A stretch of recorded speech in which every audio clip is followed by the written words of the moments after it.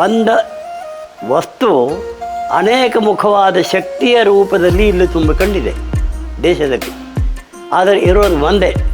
ಸೂರ್ಯ ಹಾಗೆ ಒಬ್ಬನೇ ಪ್ರಪಂಚವನ್ನು ಬೆಳಗ್ತಾನೋ ಹಾಗೆ ಬ್ರಹ್ಮಾಂಡದಲ್ಲಿರುವಂಥ ಎಲ್ಲ ಚೈತನ್ಯಕ್ಕೂ ಸಂಬಂಧಪಟ್ಟು ಇರುವಂಥದ್ದು ಅಂದರೆ ಒಂದು ದೈವಿಕ ಶಕ್ತಿ ಒಳಗೆ ಅಂತರ್ಮುಖವಾಗಿ ಅದು ಕೆಲಸ ಮಾಡಿದಾಗ ಮಾತ್ರ ಬಹಿರ್ಮುಖವಾಗಿ ನಮಗದು ಕಾಣಲಿಕ್ಕೆ ಅವಕಾಶ ಆಗುತ್ತದೆ. ಶಿವನಿಗೂ ಶಕ್ತಿ ಇಲ್ಲದೆ ಹೋದರೆ ಆ ಶವ ಆಗ್ತಾನೆ. ಶಿವನೇ ಪ್ರಪಂಚದಲ್ಲಿ ಇದ್ದಾನೆ, ಇನ್ನು ಬೇರೆ ಯಾರೂ ಇಲ್ಲ.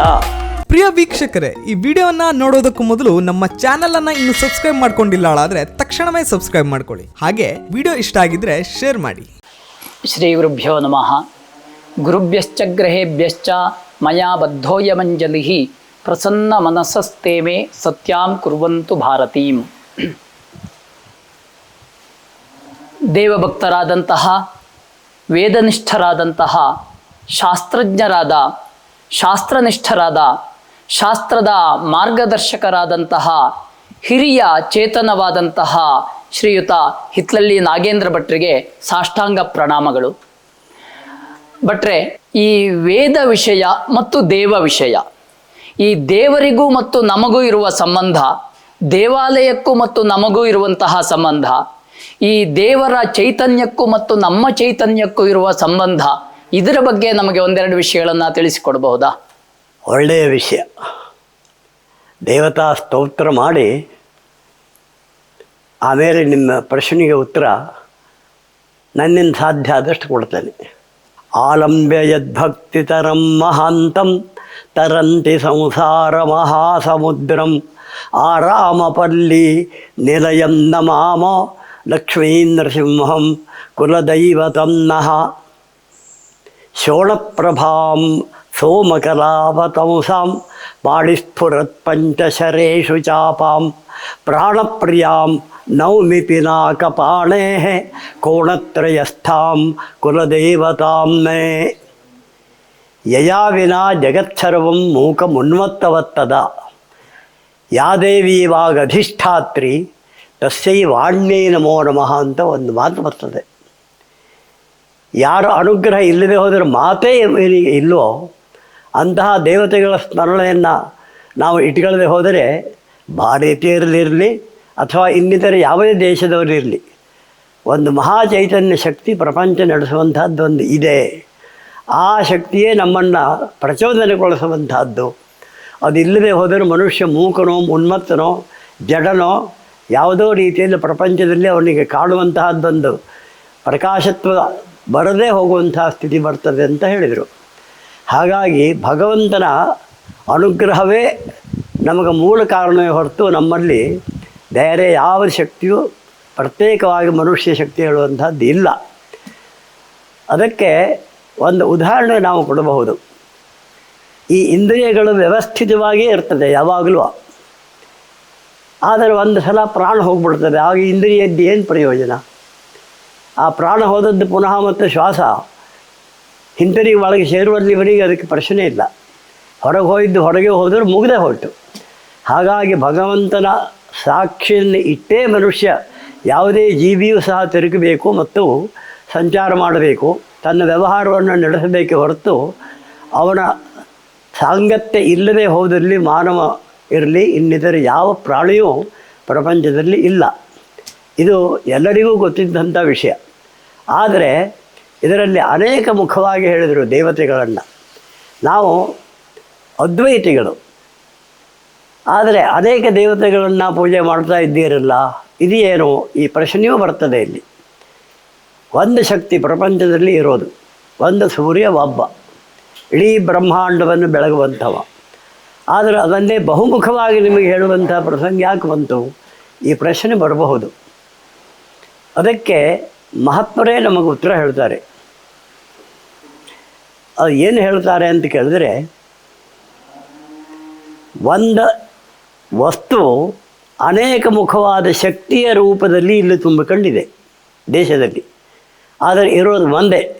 ಸೂರ್ಯ ಹಾಗೆ ಒಬ್ಬನೇ ಪ್ರಪಂಚವನ್ನು ಬೆಳಗ್ತಾನೋ ಹಾಗೆ ಬ್ರಹ್ಮಾಂಡದಲ್ಲಿರುವಂಥ ಎಲ್ಲ ಚೈತನ್ಯಕ್ಕೂ ಸಂಬಂಧಪಟ್ಟು ಇರುವಂಥದ್ದು ಅಂದರೆ ಒಂದು ದೈವಿಕ ಶಕ್ತಿ ಒಳಗೆ ಅಂತರ್ಮುಖವಾಗಿ ಅದರ ಕೆಲಸ ಮಾಡಿದಾಗ ಮಾತ್ರ ಬಹಿರ್ಮುಖವಾಗಿ ನಮಗದು ಕಾಣಲಿಕ್ಕೆ ಅವಕಾಶ ಆಗುತ್ತದೆ ಅಂಥೇಳಿ ಹೇಳಿದರು. ಅದಕ್ಕೆ ಧ್ಯೇಯಂ ವದಂತಿ ಶಿವಮೇವ ಹಿ ಕೇಚಿದನ್ಯೇ ಶಕ್ತಿಂ ಗಣೇಶಮಪರೇತು ದಿವಾಕರಂ ವೈ ರೂಪೈಸ್ತಯೋರಪಿ ಯತಸ್ತ್ವ ವಿಭಾಸಮೇತಿ ತಸ್ಮಾತ್ ತ್ವಮೇವ ಶರಣಂ ಮಮ ಶಂಖಪಾಣೆ.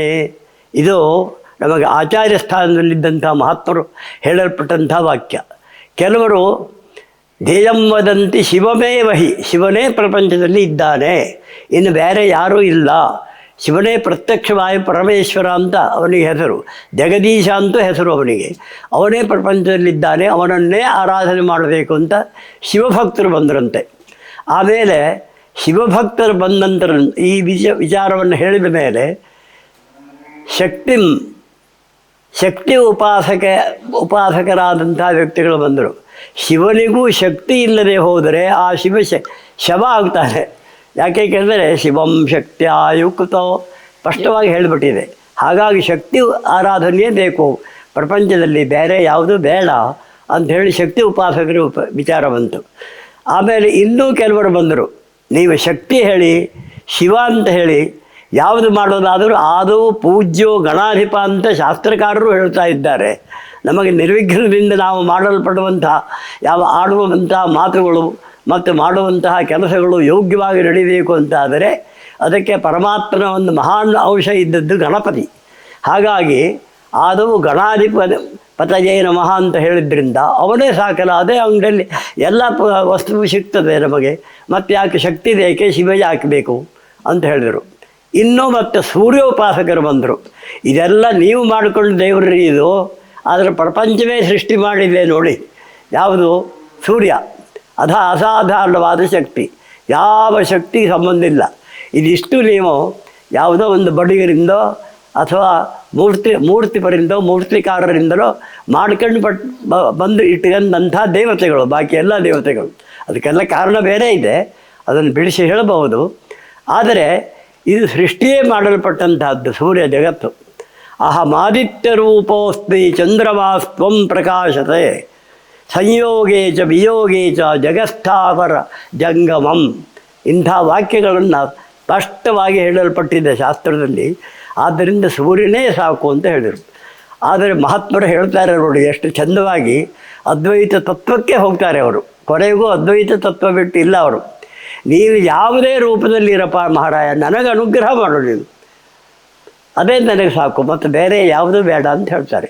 ಹಾಗಾಗಿ ಮನುಷ್ಯನಿಗೂ ಸಕಲ ಪ್ರಾಣಿಗಳಿಗೂ ಒಳಗೆ ಚೈತನ್ಯ ವಸ್ತುವಾದಂಥ ದೇವತೆಗಳು ಒಂದು ಇಲ್ಲ ಅಂತಾದರೆ, ದೇವೇನ ಚ ವಿಹೀನೋಯಂ ಒಂದು ಮಾತು ಸಮೇತ ನಾವು ಆಡುವಂಥ ವಿಚಾರದಲ್ಲಿ ದೇವತೆಗಳ ಹೆಸರನ್ನು ಕುರಿತು ಹೇಳದೇ ಇದ್ದರೆ ಕುಸಂಭಾಷಾಂ ವದೇತ್ವಜ, ಆ ಮಾತು ಕುಸಂಭಾಷಣೆ, ಅವು ಆಡುವ ಮಾತು, ಮತ್ತು ಅವನಿಗೆ ವಾಚಾಲಿ ಅಂತ ಹೆಸರು ಅಂತ ಇಲ್ಲಿವರೆಗೆ ವ್ಯಾಸರು ನಮಗೆ ಹೇಳಿಟ್ಟಿದ್ದಾರೆ.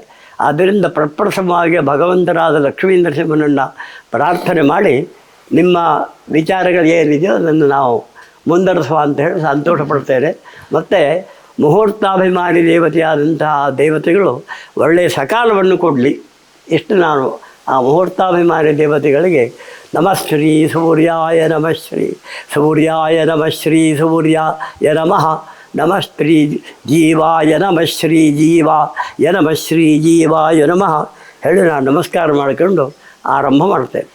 ವೀಕ್ಷಕ ಮಹಾಪ್ರಭುಗಳೇ, ನಮ್ಮ ಚಾನಲ್ ಅನ್ನು ಸಬ್ಸ್ಕ್ರೈಬ್ ಮಾಡಿ, ಶೇರ್ ಮಾಡಿ, ಪ್ರೋತ್ಸಾಹಿಸಿ.